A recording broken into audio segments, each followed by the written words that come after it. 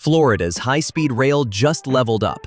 Brightline, the sleek train that's already connecting Miami and Orlando, is now pushing west, toward Tampa. Say goodbye to I-4 gridlock and hello to faster, smoother journeys across the Sunshine State. In this episode of On the Trains, we break down what's happening now, when Tampa could finally be on the route, and what this expansion means for Floridians, visitors, and the future of transportation in Florida. Let's dive in. Brightline gains momentum. Brightline, the privately operated high-speed rail service, launched in January 2018 with a bold vision to transform how Floridians travel between cities. Offering a modern, efficient alternative to congested highways, the service quickly began reshaping Florida's transportation landscape. The rail line began operations between Fort Lauderdale and West Palm Beach, expanding to Miami by May 2018. By the end of that year, nearly 600,000 passengers had already boarded Brightline trains. In 2019, the company hit a significant milestone, its 1 millionth rider, underscoring the growing demand for fast, reliable rail service in the state. Expansion continued steadily. In 2022, Brightline opened new stations in Aventura and Boca Raton, enhancing access across Southeast Florida. Then, on September 22, 2023, the service launched its most ambitious extension yet, connecting Orlando to South Florida for the first time in over a century with modern passenger rail. Brightline's momentum carried into 2025. In June, the service recorded more than 254,000 riders, reflecting a 14% increase compared to the same month the previous year.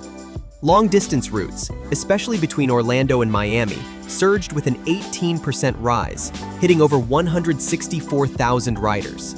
Shorter routes, like Miami to Fort Lauderdale, also saw gains, with a 7% increase in passengers. More notable than growth alone is rider loyalty. In June, 56% of long-distance passengers were repeat travelers, showing that Brightline is becoming more than a novelty. It's becoming a preferred travel option. To support this growth, Brightline has expanded capacity. On June 9th, the company added 5 new passenger coaches and reinstated its full long-distance schedule. Trains are now operating with 6 cars again, helping reduce overcrowding and accommodate more riders comfortably. Brightline's proposed expansion to Tampa.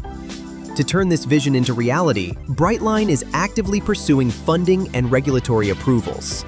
As of July 2025, the company is seeking $400 million in tax-exempt bonds from the Florida Development Finance Corporation, FDFC, to help finance the design, development, and construction of the extension. A public hearing held on July 17th allowed residents and stakeholders to weigh in on the proposal. The first $150 million tranche of bonds would carry a 6.5% fixed yield over 28 years, helping to fund key infrastructure improvements along the proposed corridor. This funding effort builds on previous support. Brightline has already received federal grants, including $15.875 million in 2022 and $500,000 in 2023 to assist with early-stage planning. But the question on everyone's mind remains, when will the trains actually arrive in Tampa? Quick pause. Just letting you know we're on the challenge to hit 1,000 subscribers. If you're a train enthusiast or a high-speed rail fan like us, please hit the subscribe button. Now, back on track. The answer is complicated. Optimists, including Tampa Mayor Jane Castor, envision service starting as early as 2028 or 2029, but not everyone is so sure. Rail expert Bob O'Malley points to the enormous scale of construction and permitting still ahead, warning it could take up to a decade to complete. With major infrastructure upgrades needed along I-4, the final timeline will depend heavily on how quickly approvals and investments fall into place.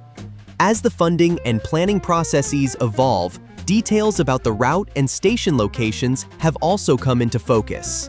The extension is expected to run from Orlando International Airport to Tampa, following the I-4 corridor. To support this alignment, Florida legislators are working to preserve a dedicated rail corridor, including a 44-foot wide path along I-4, championed by Senator Nick DeSegli. The proposed Tampa station will be located in Ybor City, a historic neighborhood with strong existing transit connections. Located near the Tico streetcar line, the station will offer convenient transfers to other parts of Tampa. This strategic placement is expected to enhance regional mobility while also encouraging transit-oriented development and economic revitalization in the surrounding area. Beyond convenience, the expansion offers a host of long-term benefits for Floridians. Travel time between Orlando and Tampa would be cut to about 1 hour, making Brightline a competitive alternative to driving, especially during peak traffic times. Moreover, the economic ripple effects could be substantial. Cities with Brightline stations, such as West Palm Beach, have already experienced increased investment and development. Tampa Union Station, which saw 156,000 Amtrak riders in fiscal year 2024, recorded a 21% increase in passengers, the highest in over a decade, highlighting rising demand for expanded rail options in the region. Finally, by giving people a reliable alternative to driving, Brightline could ease pressure on I-4, one of Florida's most congested highways. As the region's population continues to grow, high-speed rail could play a critical role in reducing traffic, improving air quality, and enhancing the overall quality of life for residents and visitors alike. Public reactions. When Hillsborough County asked future passengers for feedback on Tampa's proposed Brightline rail station, the amount of public interest I found to be somewhat surprising. A common theme arose among almost 12,000 responses. Tampa has been wanting and waiting for this for a while now, one respondent said. The sooner, the better. Highways are too congested and drivers are crazy, another said. The results, reported in July 2025, showed that most respondents preferred the station in downtown Tampa or Ybor City, with 35% specifically mentioning using it to travel to Disney.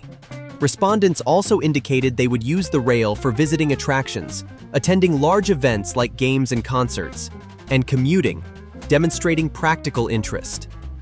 However, what happens if Brightline doesn't make it? If Brightline builds rail tracks along I-4, another operator could take over the service if the company ever sells off its asset. A public operator, such as Amtrak, could even take over service, he said. If we have assets for trains to go through Tampa to Orlando, I don't see why there wouldn't be competitors in that space, he said. What do you think about this expansion route? Will it be finished or only in paperwork? That's all for today's episode. See ya.